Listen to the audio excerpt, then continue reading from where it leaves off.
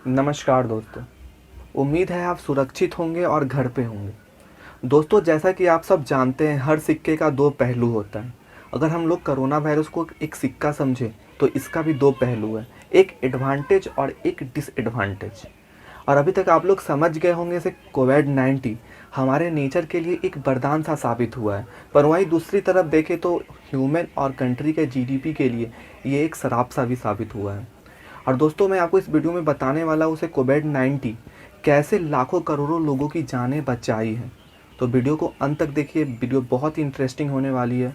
तो मेरा नाम है सौरभ और आप देख रहे हैं सोशल भारत। चलिए वीडियो शुरू करते हैं। रघुपति राघव राजा राम, पतित पावन सीताराम। तो दोस्तों, मैं शुरुआत करना चाहूँगा उस फैक्ट से जिसके लिए आप इस वीडियो पे आए हैं। मैं आपको बताने वाला हूँ उसे कैसे कोरोना लाखों लोगों की जानें बचाई हैं।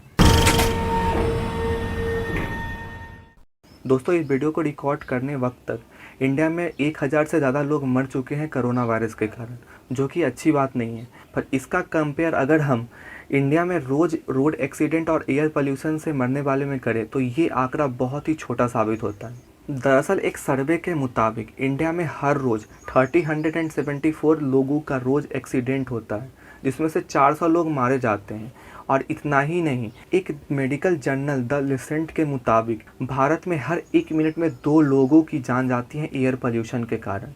अगर हम इसमें से सिर्फ रोड एक्सीडेंट को ही कंसीडर करें तो एक दिन का 400 मतलब कि एक महीने का 12,000 हो गए। और इसका कंपेयर अभी से कोरोना से होने वाली मौतों से करें तो उसके सामने बहुत ही कम है। ऐसा इसलिए हो पाया क्योंकि हमारे कंट्री में पिछले 40 दिनों से लॉकडाउन है। ऐसे में कोई गाड़ियां नहीं चल रही, जिसके कारण एक्सीडेंट रेट बहुत ही नीचे चला गया है।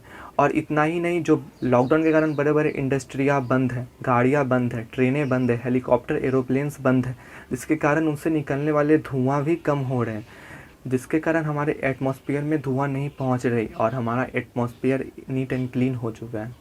दोस्तों, चाइना ने एक सर्वे किया था और इस सर्वे में उन्होंने 1 जनवरी 2020 से 31 जनवरी 2020 तक का समय लिया। और जब उन्होंने अपना रिजल्ट दिया तो बहुत ही चौंकाने वाली वो रिजल्ट थी, क्योंकि ये 3 महीना के दौरान चाइना में कोरोना वायरस के कारण 77,000 लोगों की जान बची। तो वहाँ के सिर्फ एयर पोल्यूशन के कारण 77,000 लोगों की मौत हो जाती, सिर्फ और सिर्फ एयर पोल्यूशन के कारण। खैर, इसका रिपोर्ट अभी तक इंडिया जारी नहीं किया है, तो मैं इसके बारे में आपको नहीं बता पाऊंगा से इंडिया में किस रेट से ये दोनों चल रहे हैं।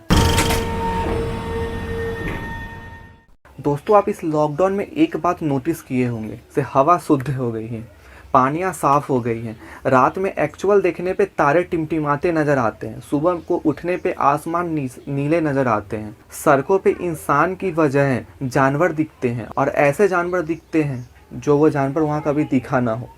ऐसी तमाम खबरें सारी जगहों से आ रही हैं। पहले मैं आपको एयर पोल्यूशन से स्टार्ट करके बताना चाहूँगा। दोस्तों, आपको स्क्रीन पे 2 मीटर दिख रहा होगा। दरअसल ये दोनों मीटर दिल्ली का है और एयर क्वालिटी को मॉनिटरिंग करता है। ये दोनों मीटर में से 1 मीटर जनवरी 2020 का है, जबकि दूसरा मीटर अप्रैल 2020 का है। दोस्तों, जब ये दोनों मीटर को आप देख रहे होंगे तो आपको बहुत ही ज़्यादा डिफरेंट मिल रहा होगा दोनों में।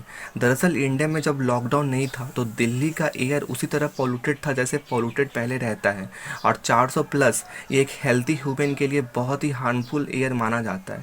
लेकिन जैसे ही इंडिया में लॉकडाउन होता है तो ये पोल्यूशन कमते गया, और जैसे ही लॉकडाउन लंबा समय तक रहा तो वहाँ के एयर मॉनिटरिंग सिस्टम इसको 100 से नीचे शो करने लगा। 100 से नीचे का एयर को आप हेल्दी एयर मान सकते हैं, और इसका असर देखा भी गया।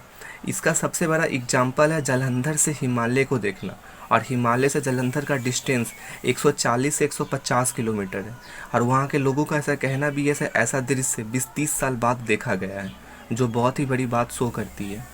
दोस्तों, आपको स्क्रीन पे एक टाइमलाइन दिख रही होगी। दरअसल ये टाइमलाइन भी दिल्ली के एयर पोल्यूशन को ही मॉनिटरिंग करता है, जिसमें आप साफ नोटिस कर रहे होंगे से वो तमाम सब्सटेंस जो एयर को पोल्यूटेड करता है उसका ग्राफ लो है, उसका रेशियो लो है।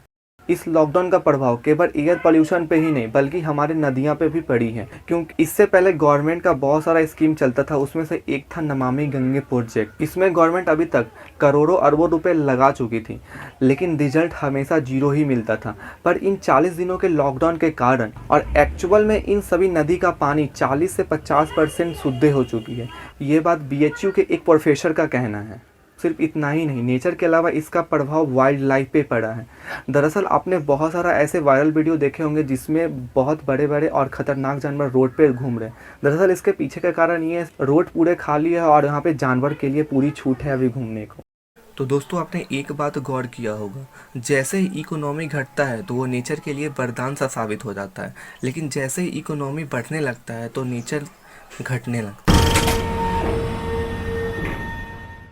इंडिया करीबन 40 से 42 दिन से लॉकडाउन है और इसका सीधा असर इंडिया के GDP पे भी देखा गया है।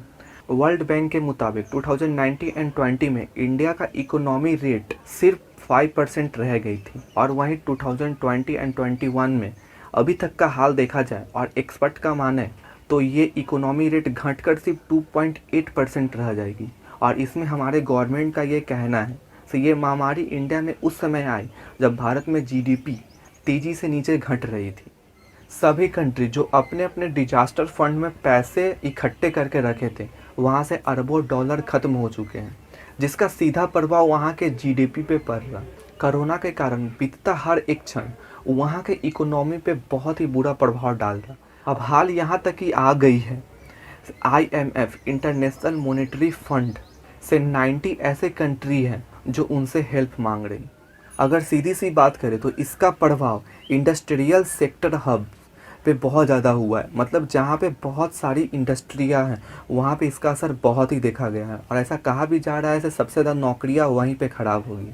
ये रिपोर्ट पहले थोड़ी झूठी सी लग रही थी, पर इसकी आशंका तब बढ़ी जब ये न्यूज़ आया से एविएशन सेक्टर, मतलब कि जो एयरलाइन सेक्टर है, वहाँ के वर्कर्स का सैलरी 50% कम कर दिया गया है।